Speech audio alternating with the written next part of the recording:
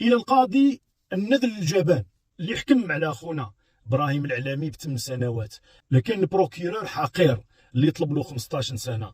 انت انذل من النذاله، انت احقر من الحقاره. نقول لك حاجه، عم بالك علاش رب العالمين قاعد يمدكم في طغيانكم باش تزيدوا تعماهون تاع الصح؟ ويل لقاضي الارض من قاضي السماء.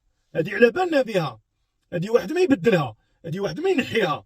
لكن اللي ما على بالكمش بيه انه رب العالمين قاعد يمدكم في الطغيان نتاعكم باش حنايا نحكموكم في الدنيا وتسلكوها. يا انذال يا اوباش يا مسخين، يا احقر ما جابت البشريه. لا يوجد احقر من رجل ما يسمى بالقضاء وعدل يكون يمارس في اللا عدل ولا قضاء. ابراهيم العلامي، محمد بن حليمه، محمد عبد الله، خوتنا ملك رياحي، بكل اللي راهم في السجون سيخرجون وسيبرؤون وسيكتبون في التاريخ الجزائري كشهداء احياء.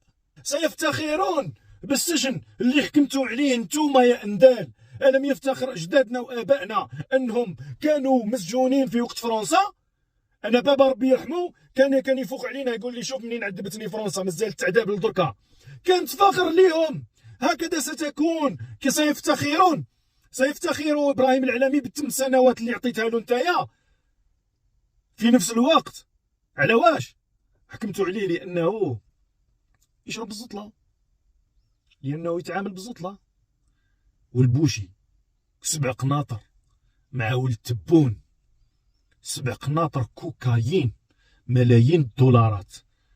وجزائريين وجزائريات شباب اللي راحوا هلكوا الدنيا 4 سنين.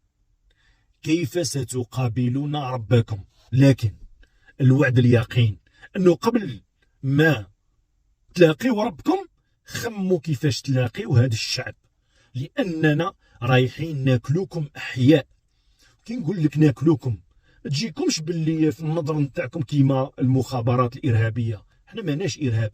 ستصبحون تستحون، سيصبح اولادكم يستحون انكم ابائهم. يا اندل ما انجبت البشريه مش الجزائر فقط.